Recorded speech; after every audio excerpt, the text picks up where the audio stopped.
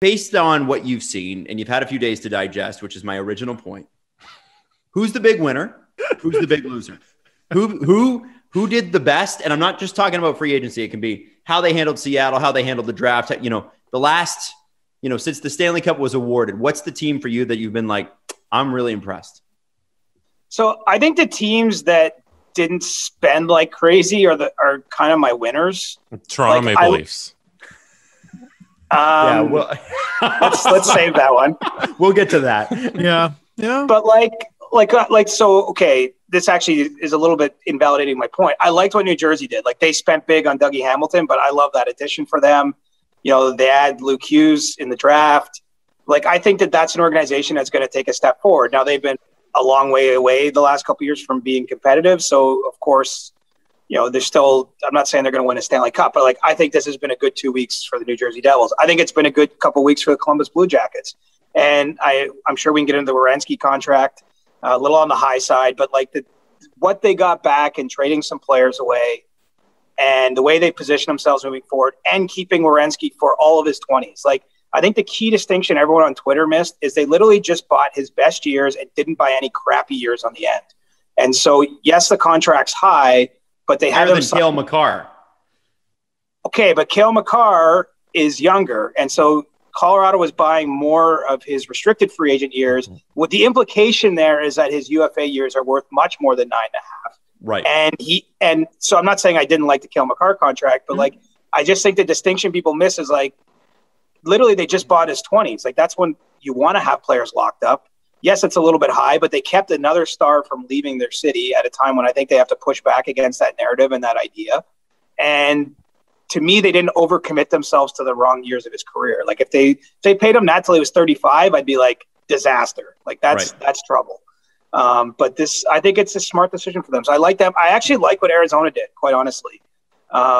They took advantage of this weird period in time where so many teams are cap squeezed, and they got 2 first-round picks and 5 second-rounders plus a whole bunch of other crap.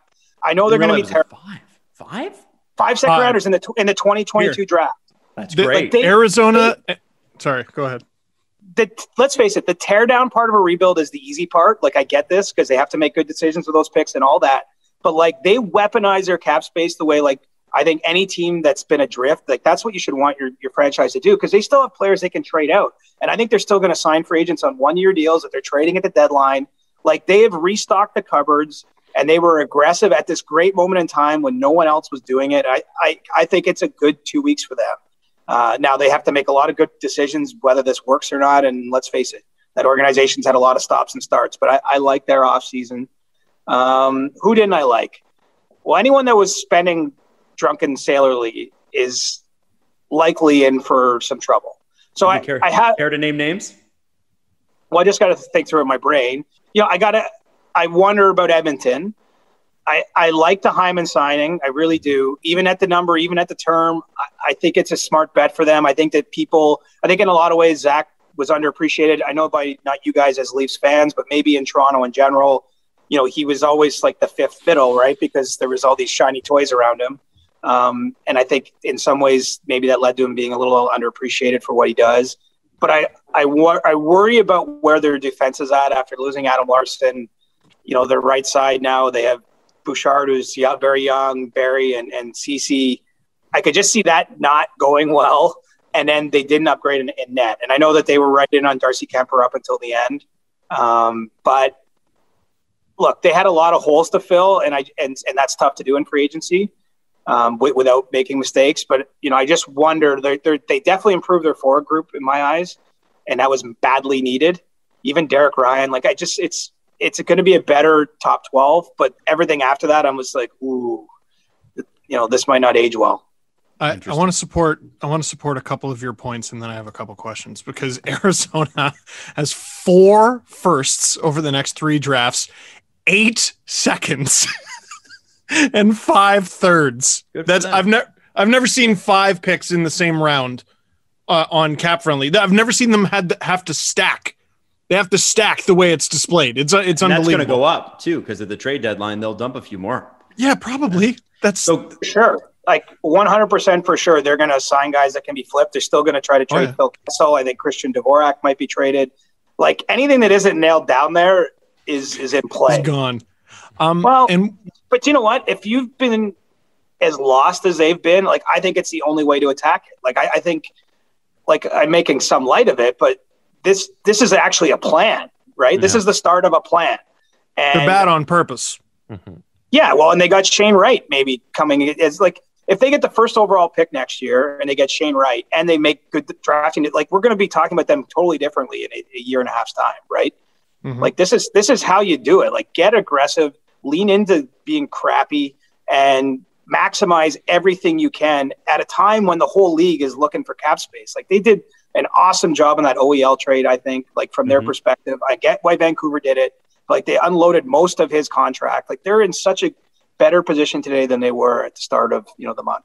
Yeah. And worker bees like Roussel and Beagle, you're telling me no one's going to want them at the deadline? Shut up.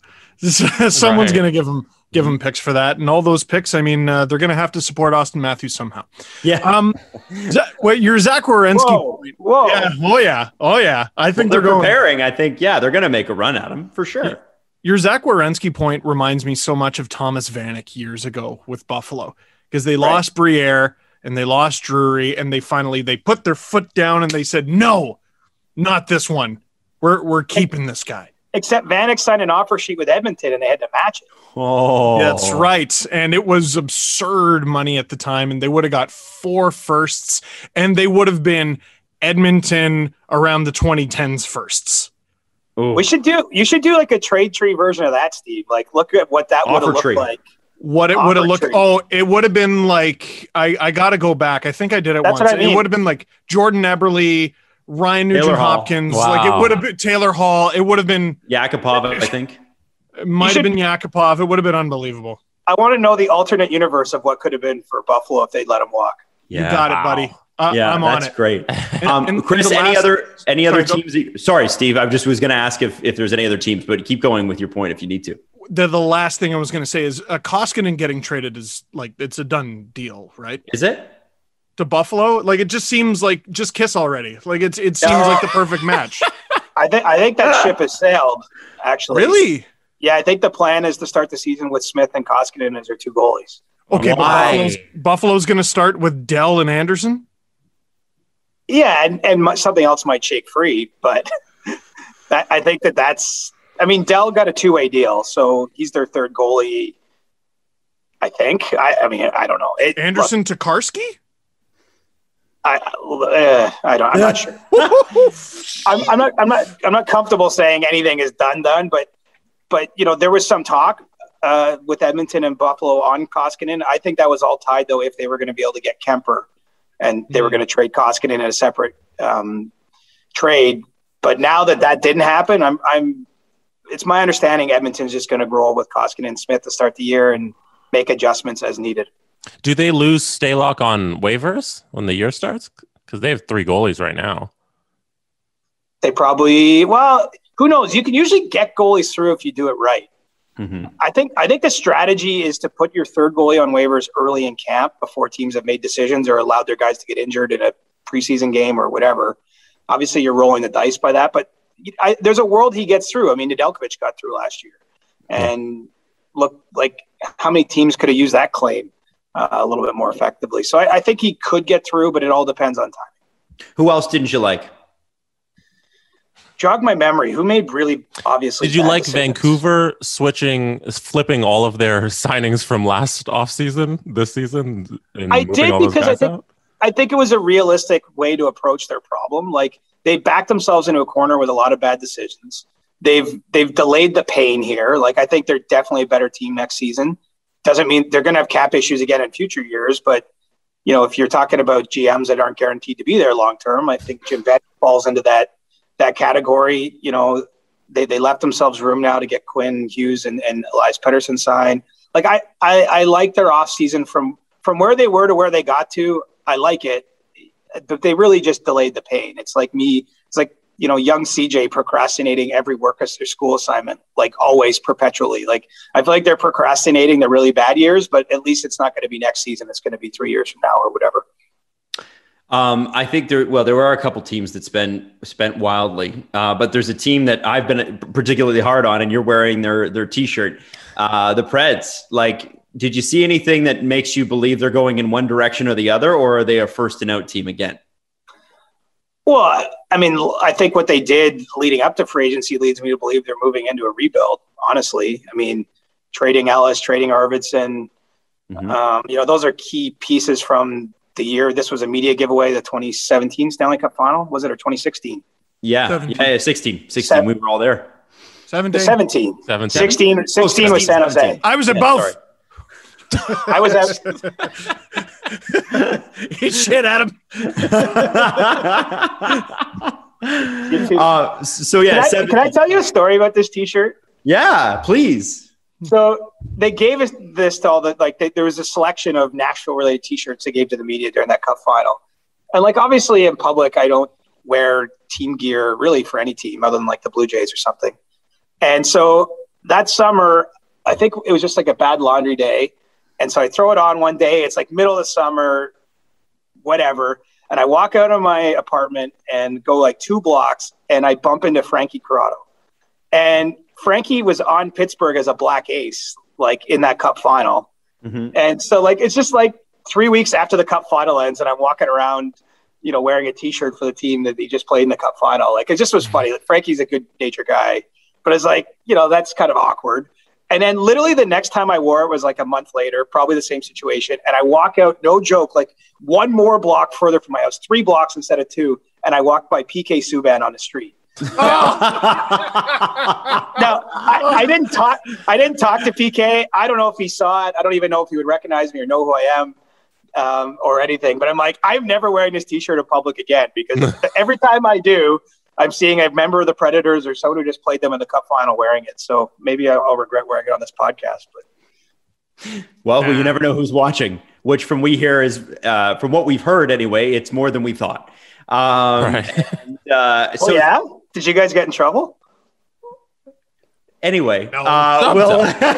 I have 2 more teams I wanted to ask about. This is a house of honesty, guys. What's going on? What are you holding back on for? You just hear things from time to time. That's all. Jesse, go ahead. So 2 more teams I wanted to ask about. One was Philly. What do you think of moving out Gostisbehere, bringing in Ristolainen and Martin Jones and Ryan Ellis? Yeah, what do you think of their moves, especially on the D-core? Oh, man, it's a hard one to make. Like, I get why they looked at last season or like, we got to change the core here, right? Like, they trade away Voracek too and get Cam Atkinson. Like, something wasn't right there after they had a pretty good run in the Toronto bubble and, last summer. So I like that approach. I actually don't hate what they did. Like, the Ristolainen, what they paid was probably more than I'd be comfortable paying. But, other teams were in the right market there.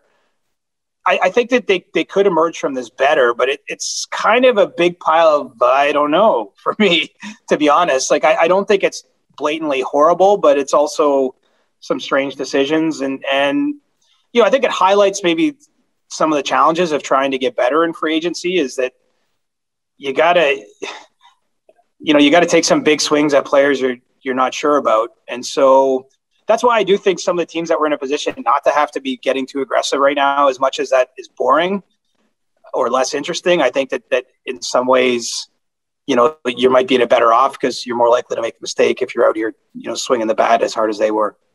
And my last team. Go ahead. Sure. I was going to say my last team was Calgary. What do you think? Yes. Tell me about Calgary. They bring in Chris Tanev and Blake Markstrom. Coleman. And Markstrom, is really their only goalie right now, and then they lose their captain. And we expected wholesale changes in Calgary, and that doesn't seem to be happening. I think they changed more than you think. Yeah, they did change a fair bit, but what's interesting is it sounds like they're talking with Johnny Gaudreau about an extension, not so much exploring the trade market on him. I mean, I think the issue they have is their best players that they might look to trade away are not at their highest value point. Like, even if they were to entertain, I know there's lots of smoke around Matthew Tkachuk. Like, he's not coming off his best season, so it's a somewhat depressed asset in his case. I think clearly Sean Monahan and Johnny Gaudreau are, from where they were a few years ago, they're just getting older and they've been less productive. Things haven't gone well for the team in this last year. So it's probably harder to get good value for them. I think that they're in a really difficult spot as an organization